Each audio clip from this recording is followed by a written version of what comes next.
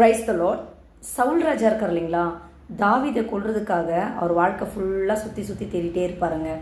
ஒரு நாள் பார்த்தீங்கன்னா சவுலை தாவீதோட கையில் கர்த்தர் ஒப்பு கொடுப்பாரு. அப்போ நம்ம தாவீது ராஜா என்ன தெரியுங்களா பண்ணுவார், சவுலை கொல்ல மாட்டாருங்க. கொல்லாமல் என்ன தெரியுங்களா சொல்லுவார், கர்த்தரால் அபிஷேகம் பண்ண மனுஷனை நான் கை வைக்க மாட்டேன், எனக்கு அதில் மனசே கிடையாது அப்படின்னு சொல்லுவார்.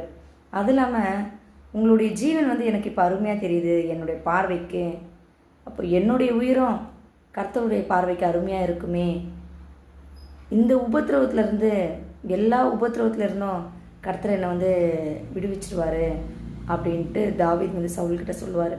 இப்போ உடனே சவுல்லேருந்து பண்ணுவார், என் மகனே, அதாவது என் குமாரனே, நீ ஆசீர்வாதமாக இருப்ப, நீ ஆசீர்வதிக்கப்பட்டவன், நீ பெரிய காரியங்களை செய்வ, மென்மேலும் நீ பலப்படுவ அப்படின்னு பிளெஸிங்ஸ் வேர்டாக கொடுப்பாரு. இதுலேருந்து என்ன தெரியுங்களா தெரியுது, ஒருத்தவங்க நம்மளுக்கு பதில் செய்யணும், நம்மளை பழி வாங்கணும், நம்மளை அவமானப்படுத்தணும், அசிங்கப்படுத்தணும், எப்போ அவங்களுக்கு சான்ஸ் கிடைக்கும், நம்மளை இவங்க இவ்வளோ இது பண்ணியிருக்காங்களே, நமக்கு ஒரு நாள் கிடைக்கிறப்ப நம்ம பண்ணிடணும் அப்படின்னு நம்ம இருக்கக்கூடாதுங்க. நமக்கு ஒரு நாள் கடவுள் சான்ஸ் கொடுப்பாரு.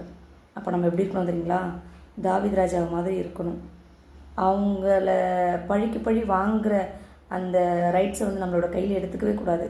கர்த்தருடைய கரத்தில் அதை ஒப்பு கொடுத்துடணும், அவர் பார்த்துக்கிட்டோம் அப்படின்ட்டு. அந்த பாவத்தில் போய் நான் விழுந்துடக்கூடாது அப்படின்னு.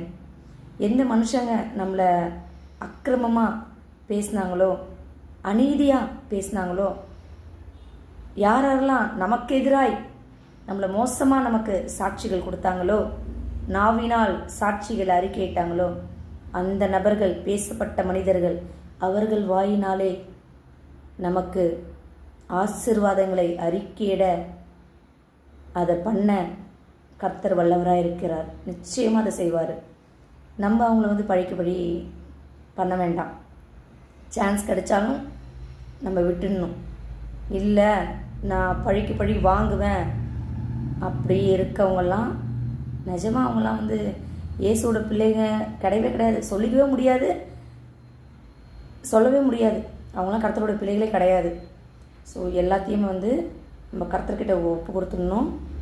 நாம் ஒரு மனுஷனை தீர்ப்பிடுறதுக்கோ அவனை முன்னாடி கை நீட்டுறதுக்கோ நமக்கு இல்லை.